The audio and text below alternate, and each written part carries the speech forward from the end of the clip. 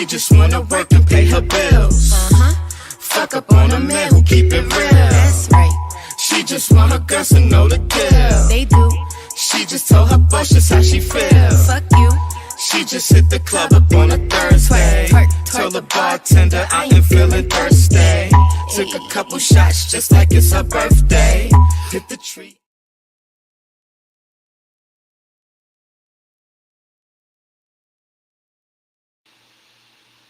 Okay, what's good, y'all? Welcome back to another episode of We Don't Sip Tea, We Drink Wine. I'm your girl, Miss JLH, and I have another dope, amazing guest for you today.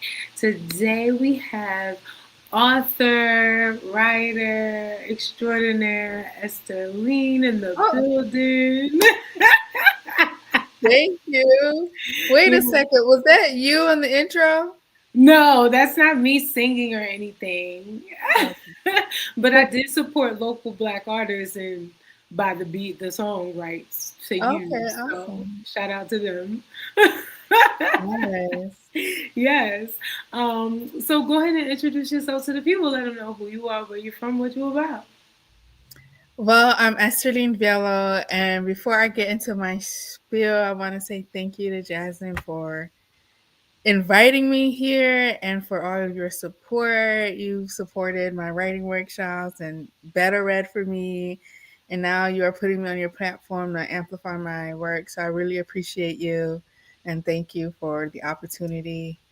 I'm Esterline, and I was born in Haiti, but I grew up in South Florida, and I just love storytelling. Is really what I call myself, a storyteller. And so I can try to storytell in like all formats, like a book or a script, TV show.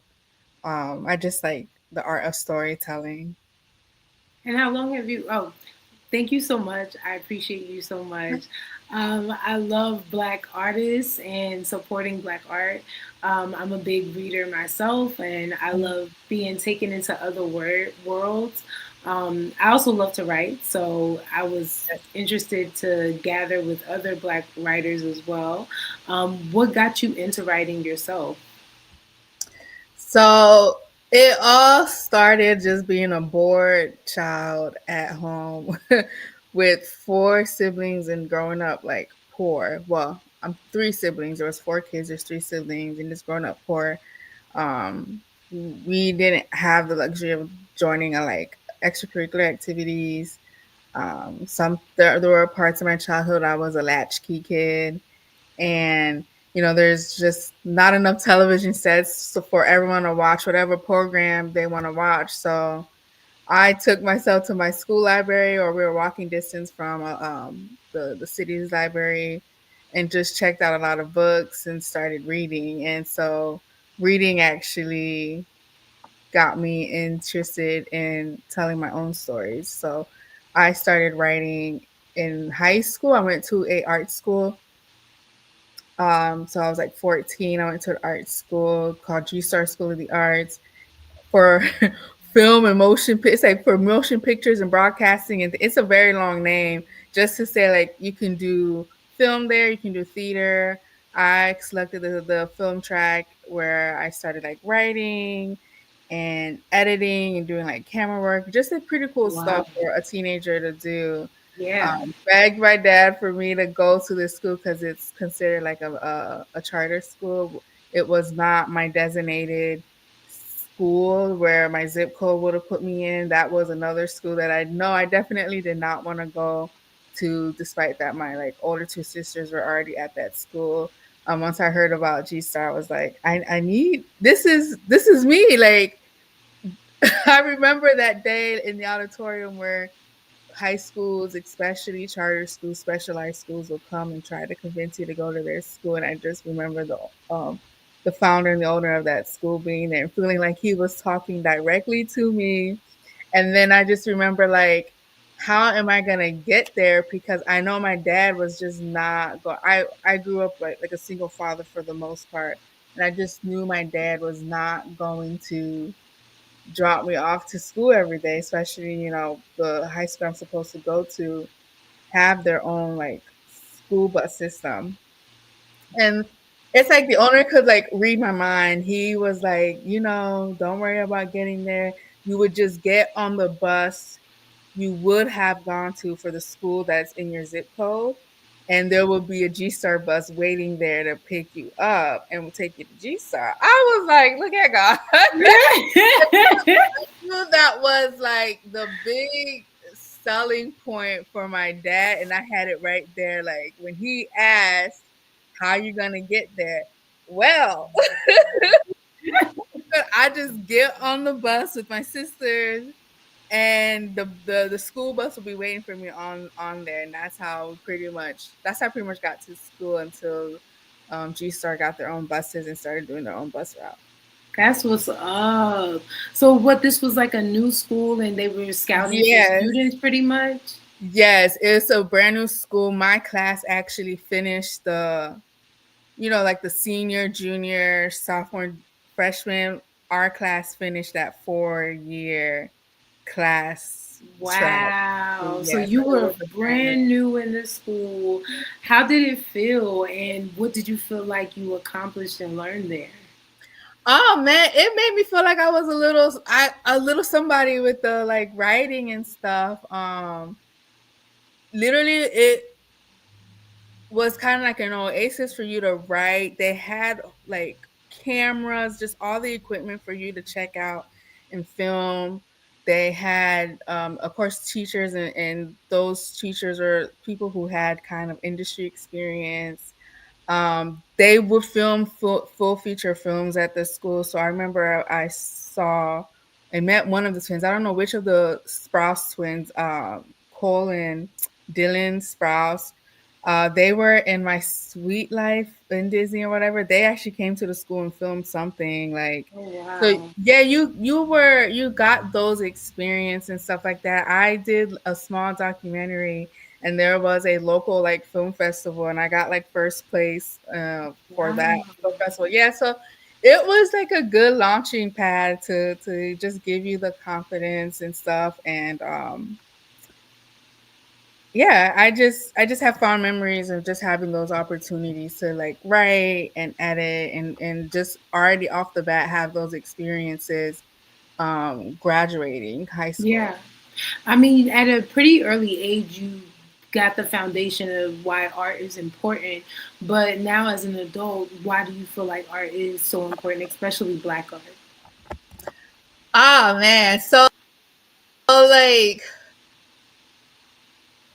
hmm, how can I say this without it being so depressing? I just feel like historically, whether you're like African American Black, Caribbean Black, from Africa Black, like there has been so many incidences of trying to silence us and stuff, and I just love that literally no one could take this from you. Like you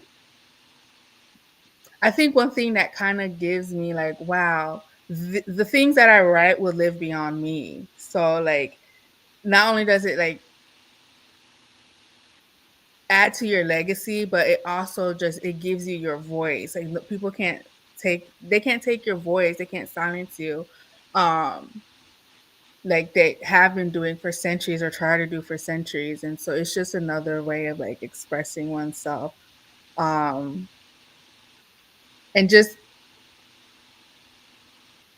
when you think about important like historical black figures, they have left some sort of like art sometimes, whether it's like Martin Luther King Jr. with his speech. Like to me, that is also art. Yes. Um, Sojourner Reaver and Frederick Douglass and all of those have left writings. They're writers. So it's just like that is a way to pass down like history as well, especially when a lot of things could be whitewashed. Like it's just another way to preserve that. And it's fun too. It doesn't always have to be like a serious thing. It's also just fun, like being able to express yourself, especially when we are in a society that wants to put us in like a cookie cutter place. Like, you go to school and then after school you go to college. After college, they want us to work in a cubicle for like 30, 40 years of our life and then like go on and do stuff. So everything is kind of structured for you to stay on this like societal track. And so art allows you to kind of go out of those Yeah, lines. I totally agree with that. So then let's get into some of your art. This isn't your first rodeo. You know, we're talking about your latest book, your latest novel, Coconut Paradise, right? Yes. Yes. So let's talk about the track to being an author. How's that been for you? This is your second novel. What's been going on? What's the tea? So I feel like when I okay, my first book, I started writing that actually when I was like 18 in college, a freshman in college and stuff like that. There was um, a particular incident that kind of sparked the story behind that. And the first book, Who Told You That, is about like three women who grew up Christian and have life happen to them, and they walk away from like God and like the church and stuff. So there's a lot of personal things that like I relate to that in that book, and external stuff that I've seen, heard, and stuff that went into that book. And that was a journey to like finish be going to school. Being a college student and trying to write a book, like do not recommend, but uh it was actually kind of my first go about of being disciplined though, because I remember waking up early, going to the library so I don't disturb my roommates to write the book. And then I'll go to class afterwards. And after college, I went to Peace Corps, and for some reason, the book took quite a while to like finish, and I had my college roommate kind of edit it for me, and I released it in 2016 while I was in Peace Corps. Um, Now with this book, although it is the second one that I'm publishing, I've actually have another manuscript of a full length book, but that one I'm taking more time to sort of flesh out so that I could query it to a literary agent. Um, Coconut Paradise came out of many different forms, but one reason why I wanted it out now is because I feel like I am coming back in a lot of ways in different other projects that I'm doing, coming back to like building a portfolio of like work so that I could kind of, like what is that saying about like opportunity? It's like luck and preparation coming together. No, it's not luck, but it's like opportunity and preparation. Like you have to be prepared. Like if someone is like, "Hey, what you have?" I'll be like, "Hey, I got this." Um, I feel like I'm going off course of your question. No, it's um, okay. like, 'cause so for Coconut Paradise, I started it actually writing it in January, and so going back to the discipline thing is just finding my journey is like finding time to write and setting a goal for that month. Like for me, I think I did a little bit overdrive. My goal was to finish a chapter a week, uh, Mm, so that I can have a lot of time editing it, sending it to beta readers, getting y'all feedback and stuff. So that is where my discipline kicked in of like after work, this is the only time I have to write and I need to get this done. And and what I did for myself this time is that while I was writing, I already reached out to people I wanted to do like events with or just have things set in place with the date to be that external motivating factor. Like people are waiting for this. Like you said you have it done at this time. And wow.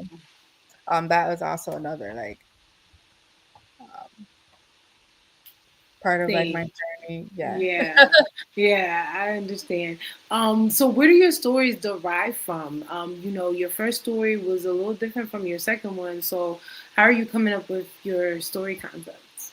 Oh man, so I say a lot of my work is like themes that I'm going through in life right now. And right now, my first book did grapple a lot of like religion and spirituality and stuff like that.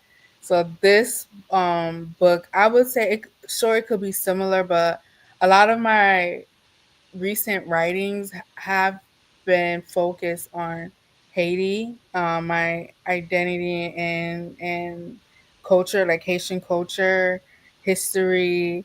So that has been pulling me a lot, like our ancestry, connections that we have with that, especially being of somebody. I don't know if first gen is like, is that who was, I don't know if it's like you have to be born here or you are being raised here but you weren't born here. I guess I can kind of sort of be considered first gen because my family, well, my parents, like they grew up in Haiti, and so we moved here, and this is where I grew up.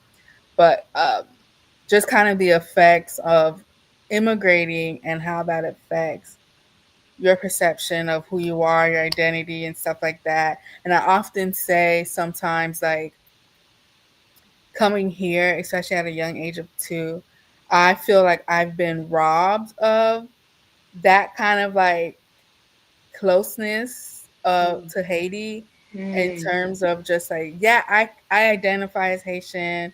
I grew up in the culture, speaking the language, eating the food. Like South Florida is like a little Haiti, so I'm not completely removed in that aspect. But I just, in the aspect of like, I don't have memories of being in Haiti, living in Haiti. Like some people do. And then Haiti is a special case where my family is from, in the Port-au-Prince area, with quite of like the security issues and instabilities. Like I can't go back.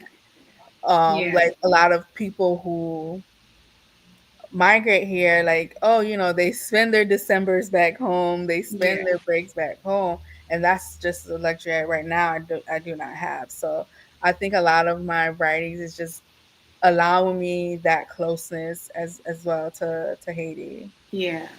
Um, I think it's interesting that you bring up just being a part of the diaspora and feeling like you don't really have recollection of that part of you. I think all of us truly feel that way, even being like a Black American. Not really knowing where I come from, but I do see that diaspora wars kind of thing happening all the time online.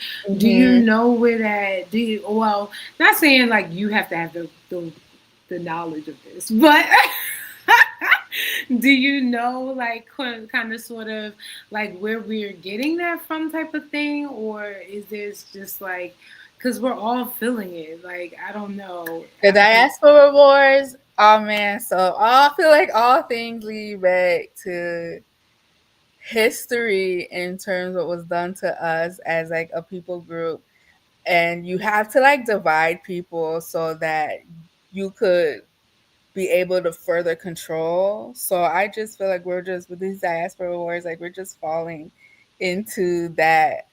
I hate using the word agenda. I feel like everybody uses the word agenda, but like falling into that, like they like having us think like we're the enemies, and it's just like, no, guys, like we're the Yeah, enemies to each other. Where it's like, and then I'm not saying like all white people are the enemies, but systematically, historically, like when you're trying to give a people group less, you want them to feel like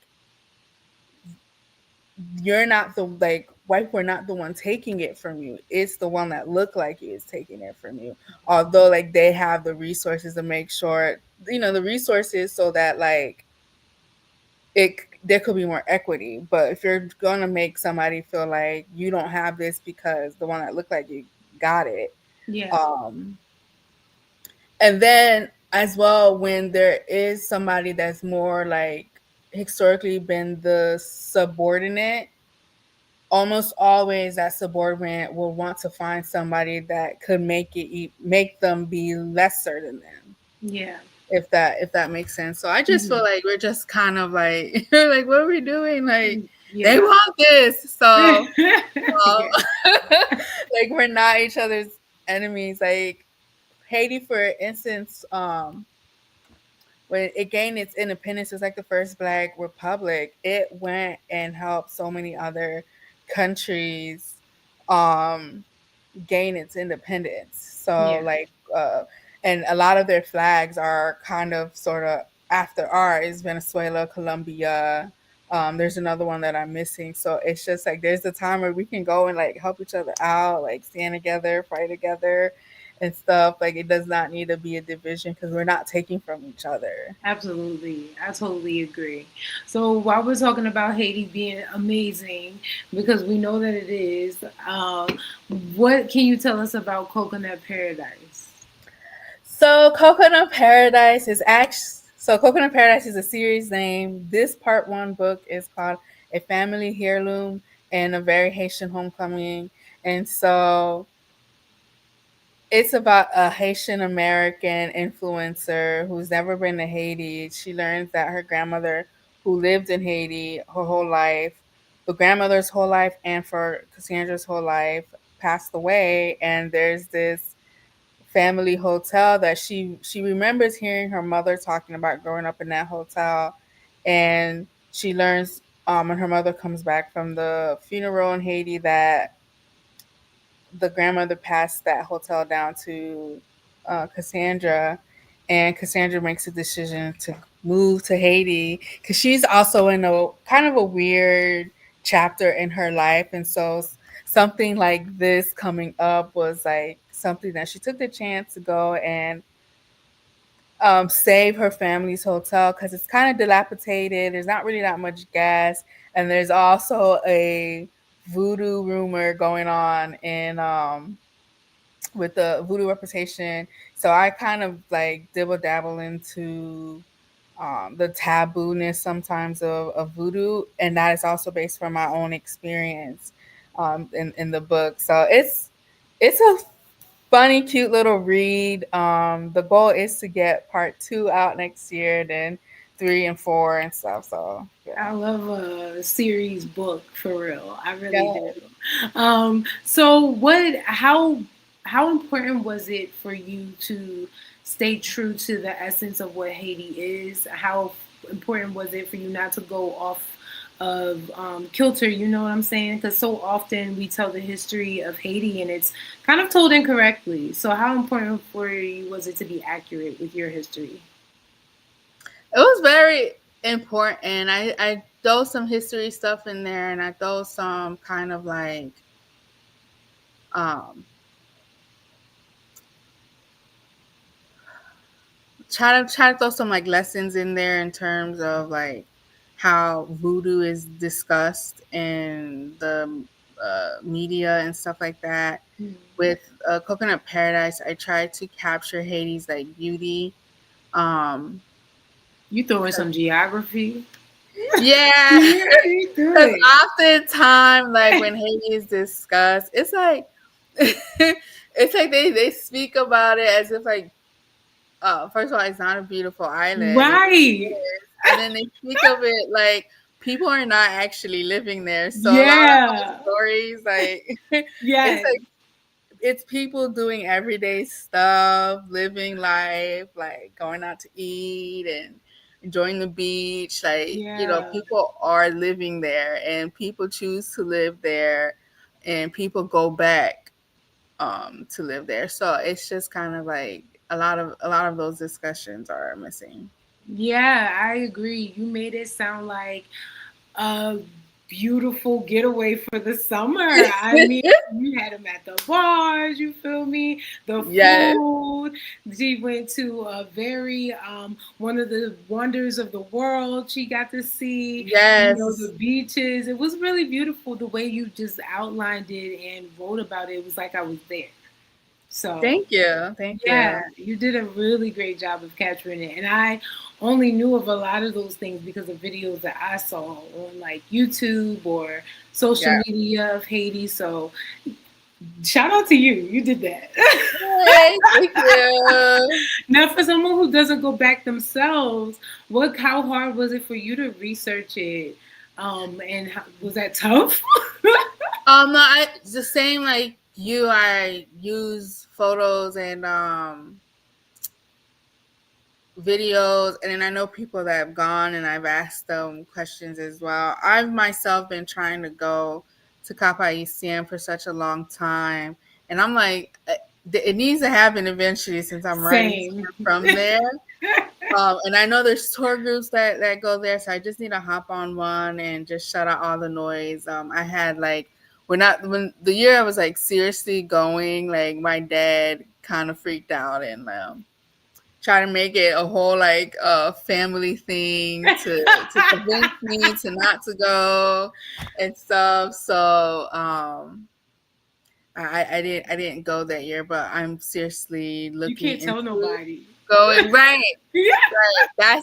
That is what I need to do, honestly, because I know people personally that they just go to Kappa, they've been there already 3-4 times just in the Yeah. 3 years span. So um yeah, I'm looking forward to that. But I've used their personal pictures too, and just those type of like resources. Yeah, yeah. I think a lot of times too, when we talk about Haiti, we always talk about the capital, Port-au-Prince, as if that's all of Haiti. And Haiti is very big. You know, it shares Yeah, an island with the Dominican Republic, but it's still pretty big. yeah, So, yes. A lot of the stuff that happens is like concentrated in the capital, and not to kind of be like, oh, it's safe. Like, do be cautious, anywhere you go, even outside of Haiti. Like, like be cautious as literally you go. anywhere. But yeah, but it's just kind of like, Yeah, I this feel that. kind of narrative. Yeah, because I actually went to Mexico by myself, and I had to not tell anyone like that because I didn't want to hear, oh, the Right. gangs, the gangs, the gangs. I'm like, Yeah, who do I want to hear that? I'm not gonna exactly. get Like, kidnapped. I got talked out of going to Cancun, and then here I see people going to Cancun, and I'm That's why I like, went by myself, and it was fine. yeah, I should have done that. Just stay quiet, like move Yeah, in you silence. you do, you do. I came back and no one knew. No, that's really what I need to do. Probably what I'm gonna Yes. do. Just pop up, and be like, "Hey, I was in Haiti last week. Here's my pictures." Yes. Absolutely. Now, with this book, what are you looking to? I guess what's the message you're trying to spread, or what are you trying to share with everybody with Coconut Paradise? Oh man, so there's quite a few messages. So I would say too, like, if you are someone that feels like you are removed from you know your family lineage, where your ancestry you come from, and take that time and like do that research and stuff. There's a lot of resources that you could um dig deep. And there, yes, there will be a point. I don't want to like sound tone deaf. There will be a point, unfortunately, for our like history. You can only go so far. But just recent generations too, like be surprised what you learn and stuff. um just for us to kind of be careful and sensitive in the way that we speak about voodoo. One thing that why I threw in a voodoo element in there is because Haiti has gone through a lot of stuff, especially to like natural disasters. And I remember there was quite a few pastors actually that blamed voodoo, like, oh, before they gained their independence, they had a voodoo ceremony and gave the country to the devil, and that's why Haiti is where it is right now. Like, it's just like that boils my blood. It irks me so much. First of all, for them who don't know anything about Haiti, don't know anything about voodoo, and so then it had me thinking about my own biases of voodoo growing up Christian, like what I was taught about it. And so this book also gave me a chance to kind of look into it, and see what voodoo is really, because it's just been something that's been so off like limit. So just overall message is to kind of look into things that might be taboo in like whichever culture you're coming from, and seeing if it's kind of like where it come from, and what is it, the essence of it really. And the what I'm trying to say is like learning really what that taboo stuff really is about, and then just also learning about your like heritage and where you like learn from, because once you know, it also kind of informs you of your like identity and informs you of like who you are, and just like I think sometimes I don't know other people do this, but sometimes I'm just like, man, this person needed to come together with this person to make my mom and dad, and then my mom and Mhm. dad needed to come together and make me, and it's just like it's kind of like you think of just all the things that needed to come together to so that you could be standing here right now. Yeah, yeah. That's beautiful. I definitely feel like your book not only helps appreciate your heritage and where you come from, but also just appreciating yourself as an individual and realizing your own inner strength of what you can do and Yeah. accomplish. Cassandra was very scared to do things on her own, but Yeah. she wasn't scared. So I did love that fear, but fearlessness that Right. she had.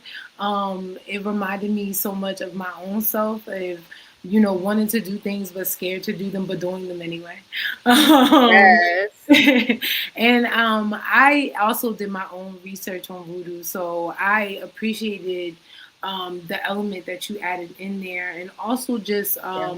trying to show more appreciation and understanding to it as well, and not making it like this demonic thing that has been Yeah. passed down through whiteness and you know a Yeah. white man's agenda. Because And like my surprise, it's not demonic at all. I know that's what Like I it's said. That's what I said. I'm like, yo, I've I been was lied like, to my they've whole been life. lying to us our whole life. Yeah, it's Our not whole demonic life. at all. So it's just kind of, crazy that it has that kind of Yes. reputation. And it's like, it's something that I know I have ancestors that um practice it, and I remember too, like I put this in the note for Arthur. I don't know if by the time you like better read, if I had note from Arthur on there. Hmm. If not, the copy that I'm going to send you, it does. But I remember going into like my relationship with voodoo and remembering when I was a little girl, hearing that my father's mom passed away. I just had this urge to kind of like pray to her at night, and but also immediately feeling guilty like praying to her. But I also had this like urge to like pray to her, ask her to watch over us and to protect us and stuff like that. In a way that is like voodoo. And Hmm. I didn't know, but I Yeah. feel like I knew, but I didn't know. Like in a sense, is like voodoo is just kind of like being connected to your ancestry, and Yes. um you believe that there's like spirits that are kind of like different aspects of life, one for like energy, one for wisdom, one for, and then you connect to them because they believe that there is a God, but like he's more so unreachable, and you reach the spirits more, and you channel them. So it's just like that. People will call it demonic because you're talking to, the different spirits, but I'm just like, I personally don't see how it is demonic. I think there's a lot Yeah. of like, correlation and like Christianity to it, but Catholicism, yeah, for sure. yeah, Which is why I found it so interesting for when I would was doing my research that they use the Catholic saints throughout to represent the certain luau or spirit, that they have, and I was like, oh yeah, well, duh, that makes sense. yeah, I think that's just so cool. that, yeah, So yeah, everybody definitely research voodoo out here because it's definitely not what you think it is. yeah. I'm just like they really got voodoo out here looking They looking got it bad and looking stuff. So crazy, just yeah, like the Haitian Creole language itself. I feel like they also have that looking crazy, but I'm glad that I've been educating myself more on Haiti and just the people and the culture and things of that nature because thank it's you. not right. America don't do Yeah, right. it's just to blame so much of the misfortune happening in Haiti because of like voodoo. It's just kind of like it just thinking of it just irritates me so much. And Yeah, so there's a lot of contributing factors to why Haiti is where it is right now, and a lot. and the voodoo ceremony that happened before, while Haitians were enslaved, mind you, like can Right. we like not blame them for that? Like, Girl. so This, we could have a whole podcast about what's to blame for Haiti's yeah, predicament at the moment. And we know who's to blame, but it sure ain't Haiti. like So, it's just crazy to kind of, they wanted to be free, so yeah, they're gonna pray to, whoever they believe in, to right. see them through. So Yeah.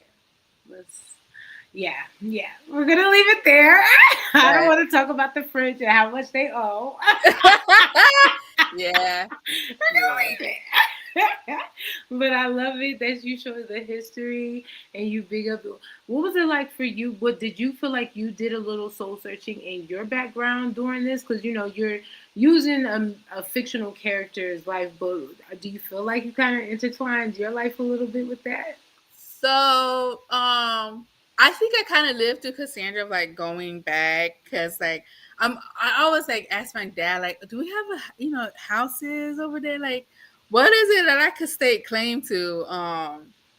What is it that how are we rooted over there right now, even though we're over here? But Mm-hmm. for this book and the one that I said I have a manuscript of, um, has allowed me to like bother my parents of just like, hey, how is it growing up in Haiti? Like asking them questions and telling them like, this is for a book. Because I remember growing up, like my dad did not.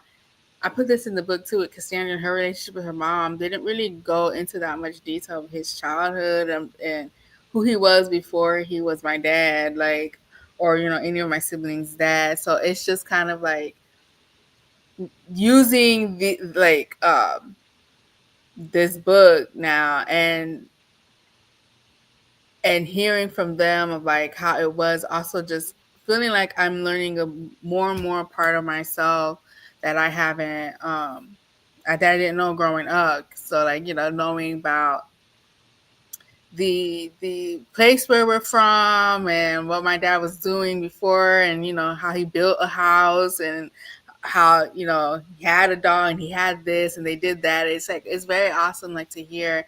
And I put those aspects into the books of just like how my parents grew up, or even speaking to people that I who grew up in Haiti. They give me their like experiences. Yeah. I find it sometimes hard to drag out the past from my ancestors, not my ancestors, but like they died. But Your family. yeah. But from my family too. I don't know why they act like that. I don't know. Yeah, Maybe they don't I want to think I remember the think they past. just they were either that, or they were either like doing some, I don't know, trifling stuff they don't want us to uncover. Cause my daddy, like, once me and my sister get to talking, and the months that we are apart from each other and we have different moms, you kind of like, wait a minute. You start doing the math. So I think like I think like they just don't want you to, there's things Put too two about and us. two I'm like, together. Yeah. yeah, and I'm like, there's things about that too. I'm like, ooh, I'm gonna have to explain that someday. Like, um, I think you onto something. Cause my really? grandma be acting funny. Yeah. Cause I'll ask her certain stuff and she be acting like, oh, I don't remember that. I don't know. Ma'am. Yeah. Now It's you like, don't remember. so it's like you get find out easily by your kids. So Yeah. um, Yeah, you onto something. I think you're right. yeah, I think it's just like they were just up to something. They never thought they would have to kind of explain. Not they embarrassed. That's terrible. So I just try to ask more so like things that I feel like I think they open up more to it, when it's kind of things that could, it's more like overall, not like, how'd you how'd you end up making me when you had Exactly. you know So it's just kind of like, oh, what did you do after school? Or like, this holiday, how would y'all celebrate it? What are holidays you celebrate in Haiti? And you don't celebrate here. Things like that I feel like are a little bit safe. They're That's more open good. up to, yeah. That's what's up. So, what is your goal for this book? And then, what are your future goals? Do you have any future projects coming out that you would like to talk about? Anything like that? Oh man, my goal for this book, well, for it to go far and wide, and I'm trying to work on getting Audible of it set up. Of course, get the other parts out and stuff, and like, if I could get this made into kind of like scripted TV, that would be amazing. Produced and all of that stuff. In other projects I'm working on, I'm going to try to finish that other book that I was working on, write some plays. I actually have a play that I'm putting on Sunday, called Mm, Joyride. Just keep writing. That's the plan. Just keep writing. There's quite a few things that I have, that waiting to be written. I even have an idea for another book outside of the Coconut Paradise, that's what's up. series. So it's just kind of like I'll just be writing. That's the future plan. I love that. So let's talk about the future of Black art real quick. Where do you see Black art right now? What are some positives that you see about it? And then where do you see it in the future? Oh man. So black art right now, I feel like it's thriving. Like people are talented out here. And I love that people are taking chances on themselves to create it and then also to platform it. It's not an easy thing to do to put your art out there. It's kind of like your baby and you feel vulnerable. So I understand that, but I feel like right now it's thriving and it's looking very beautiful. And I hope it continues to go in that trajectory and soar even further and stuff. So Absolutely, same here. What advice can you give to some Black authors or those who are just looking to get into writing? just start. Like one thing that helps my writing process to actually get something from like my head to paper is, remove the intimidation factor first and foremost by doing research. Don't write nothing on paper yet. Just if you know you're gonna have to, like, you don't know something, you're gonna have to like research. Go ahead and research it.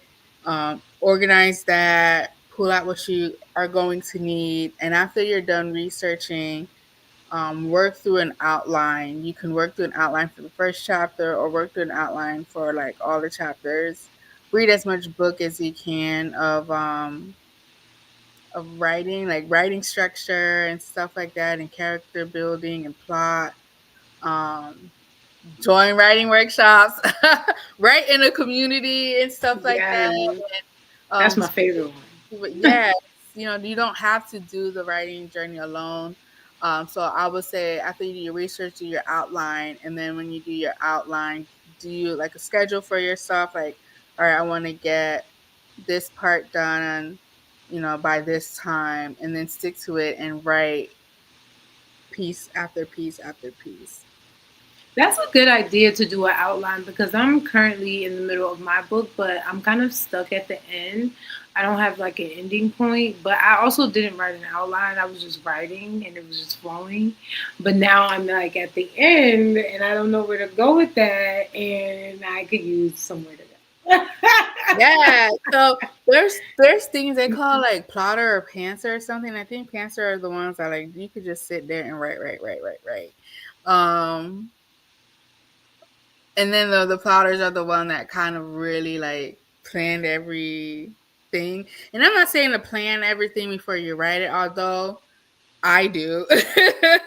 And I feel like it helps me like not only be on track, because I don't want to, if I work full time, so like if I'm sitting in my laptop and one evening I only have 2 hours, I'm giving myself 2 hours to write. I want that 2 hours to be, super efficient and productive. And if I feel like I went in there and I don't know what I do, I don't want to be sitting in front of my computer trying to think for like 30, 40 minutes when I could be writing. I feel Um, that. yeah, so I like to have things like already figured out, and now it's just a matter of me just typing it I feel and that. writing it. You know, some, and I'm not saying I'm like a rigid in that process. I will change things as I'm like writing and be like, actually, no, this will, fit better here, or no, this actually won't go anymore. But just having that head start of knowing what I am going to write that evening or that day helps me a lot. And I feel like even if you're a pantser, someone who don't do a lot of planning, just a vague, like, when you're setting up a scene, just like a vague, like, here's where it's gonna start, here's where it's gonna end. Yeah, yeah, that's a good idea actually. So I think I'm gonna work on that for sure. Yes. Esterline, it's been so dope talking to you. Thank you. I love the Coconut Paradise with a passion. Oh, Like I can't wait to read the full thing. yes. Definitely, y'all, you have to read it. You have to go out here and get it. Just let the people know where they can find you, your work, how they follow you, support you, and all that good stuff. Thank you. So, you can find me on Instagram at Esterline_Vielot. I don't know if they have a visual of my name, or should I spell it? Yes, they can see it on the screen, but you can go ahead and spell Okay, it for I the didn't people I who didn't know are for the ones who maybe listen to it audio, of maybe the description will have my name. Um, correct. Yeah, go ahead and do it for the visually impaired because I don't like to leave nobody out. okay. Esterline_V as in Victor, IELOT as in Tiger. And there's also in my bio, if you go on Esterline Vielot page, there's also a link to Coconut Paradise page, because trying to do like events and different little fun things for Coconut Paradise, make it its own little thing. Yeah, I love that. I love that. Shout out to you, support indie book artists. I love that. Thank Yeah. you so much for coming through, and I want to thank you guys so much for tuning in to another amazing episode of We Don't Yeah. Sip Tea, We Drink Wine. I'm Yes. your Miss JLH, and I'll see y'all here next time. Love the Peace. name. Thank you. Yes, thank you.